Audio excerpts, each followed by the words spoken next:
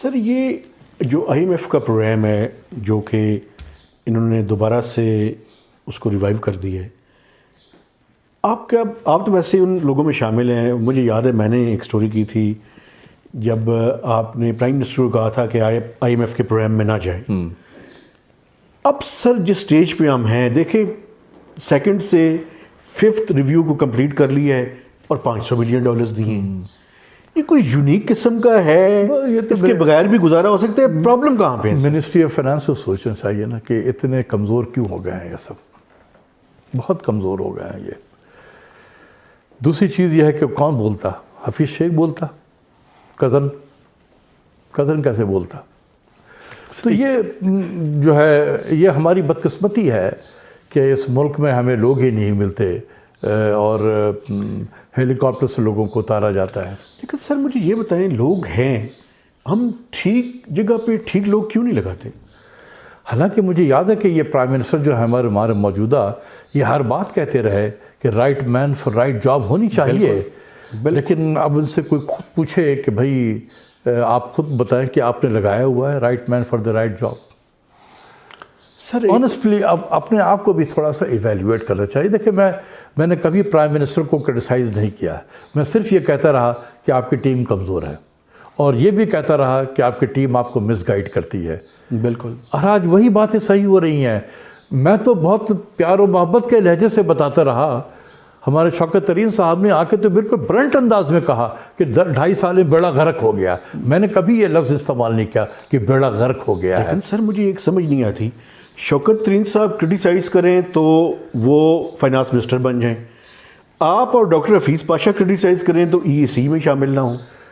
بس یہ تو پھر پرائم منسٹر کا یہ ہے. اور ای اے سی میں ہم نے اپنا جو رول جتنا کر سکتے تھے میں نے تو کیا. حفیظ پاشا صاحب تو نہیں تھے اس میں. جی لیکن جو اپنا رول ہم ادا کر سکتے تھے. اب نئے لوگوں کو ملنا چاہیے موقع. ٹھیک ہے سر، بالکل ملنا چاہیے. اور ٹھیک ہے، اچھا کیا فیصلہ پرائم منسٹر نے. یہ بڑے ایکسپیرینسڈ لوگ ہیں. اس میں آپ دیکھیں کہ کئی فائنانس منسٹر ہیں، کئی گورنر اسٹیٹ بینک ہیں، اکٹھے بیٹھے ہوئے ہیں. تو آئی ایم شیور کہ یہ ٹھیک سے گائیڈ کریں گے. سر کیا ہمیں یہ ضرور میں کہوں گا اس آپ کے پروگرام سے کہ وہ جو ای اے سی تھی، سوائے میرے سب نے مینڈیٹ دیا تھا کہ آئی ایم ایف میں آپ چلے جائیں. بالکل میں اس ای اے سی سے کہوں گا کہ آپ سب مل کے یہ ضرور کہیں کہ there will be no 23rd I M F program, no more I M F program. اتنے برین اکٹھے ہو بیٹھ کے اگر ہم یہ نہیں نکال سکتے ہیں پاکستان کو آئی ایم ایف سے، تو پھر کیا فائدہ ہے ایسے دماغ کا. میری تو وہی تھی. میں نے لکھا بھی تھا کہ پرائم منسٹر کی سب سے بڑی مسٹیک میرے نزدیک یہ تھی کہ انہوں نے اپنے حساب سے تو بیسٹ آف دی بیسٹ کو اپنے اکنامک ایڈوائزری کونسل میں ڈالا تھا، لیکن کبھی ان کا ٹیسٹ ان کو نہیں ڈالا. ان سے تو کہتے کہ یار آلٹرنیٹ تو بنا کے لاؤ تم. بالکل. کبھی کسی کہا ہی نہیں کہ آلٹرنیٹ بنا کے لاؤ. تو میں پرائم منسٹر سے کہوں گا کہ آپ کے جو لوگ ہیں اکنامک ایڈوائزری کونسل کے، یہ بہت سینئر لوگ ہیں، بہت تجربہ کار ہیں، قابل لوگ ہیں. اس میں بڑے فائنانس منسٹر بھی ہیں، گورنر اسٹیٹ بھی ہے.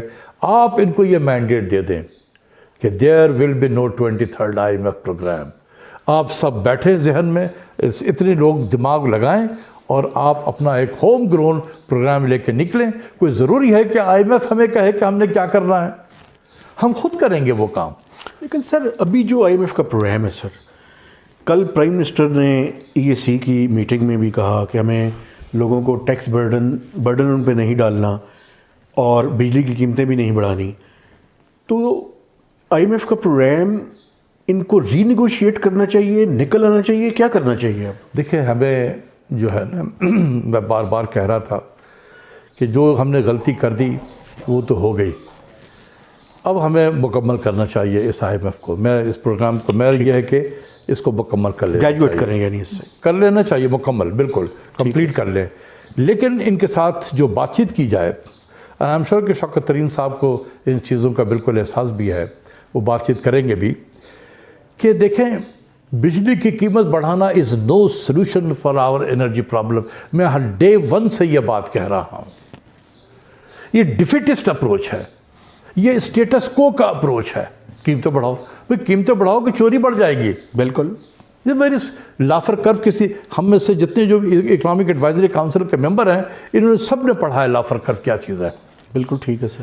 کہ جب آپ ایک حد سے ریٹ کو بڑھائیں گے، لوگوں کو ٹیکس ایویڈ کریں گے اور بجلی کی قیمت بڑھائیں گے، وہ لائن مینوں کے ساتھ سیٹنگ کریں گے، آپ کو ریونیو نہیں ملے گا، آپ کو پھر وہ سرکولر ڈیٹ بڑھتا جائے گا، آپ کی کیپیسٹی پیمنٹ بڑھتی چلی جائے گی. تو یہ اتنا برین جو بیٹھے ہوئے ہیں اس میں وہ آصف قریشی بھی ہے ایک لڑکا جس کو میں جانتا ہوں، اس کا فائدہ اٹھائیں اس ایڈوائزری کاؤنسل میں. وہ انرجی کو اچھی طریقے سے سمجھتا ہے. اوکے. ینگ مین بہت اچھی طریقے سے سمجھتا ہے.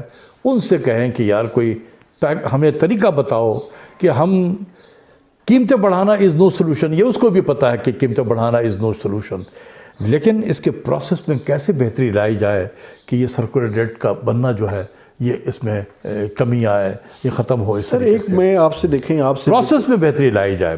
یہ جو کیپیسٹی کی وہ ہے پیمنٹ، سر میں تو دیکھیں ایک اسٹوڈنٹ ہوں اور ہم جرنلسٹ، کوئی اپنے آپ کو میں تو کم از کم ایکسپرٹ نہیں کہتا، لیکن انرجی کے بارے میں تو بالکل نہیں کہتا. سر اس ٹائم یہ میرے خیال میں تو جو الیکٹریسٹی کی پرائسز یہ کم ہونی چاہیے. ایگزیکٹلی بہت اچھا کیا آپ نے. آپ اسٹوڈنٹ نہیں ہیں، آپ 20 سال سے یہ کام کر رہے ہیں تو آپ کو زیادہ نالج ہے، بجائے کہ کوئی ایک منسٹر آ جاتا ہے بیچارہ 3-4 سال کے لیے وہ ہوتا ہے وزیر، پھر ادھر ہو جاتا ہے. تو آپ لوگوں کا بہت تجربہ ہے اور آپ نے بہت سارے رجیم دیکھے ہیں. دیکھیں ایک چیز میں سرپرس لے کے بیٹھا ہوا ہوں. جی ٹھیک ہے، اگر میں قیمتیں بڑھاؤں گا تو میں تو ڈسکریج کر رہا ہوں نا اس کے کنزمپشن کو. ٹھیک ہے، بالکل. تو جتنا میں کنزمپشن کو کم کروں گا تو میرا تو کیپیسٹی پیمنٹ بڑھ جائے گی. بالکل سر. تو یہ مطلب یہ کیوں نہیں سمجھ میں لوگوں کو آتا؟ اتنی یہ کامن سینس ہے کہ میرے پاس میری ڈیمانڈ جو ہے وہ 25-26 ہزار پیک میں شاید اس کی ڈیمانڈ ہو، میرے پاس 35,000 میگا واٹ کیپیسٹی ہے، تو میں تو سرپلس لے کے بیٹھا ہوا ہوں اور اس کی پیمنٹ بھی کیا چلا جا رہا ہوں کیپیسٹی کو. تو اگر میں ریٹ کو بڑھاؤں گا تو لوگ اور بھی کم کریں گے استعمال. یہ gap between availability of electricity and the use of electricity بڑھتا چلا جائے گا، کیپیسٹی پیمنٹ بڑھے گا. اگر میں ریٹ کو کم کروں تو لوگ کنزمپشن زیادہ کریں گے. بالکل.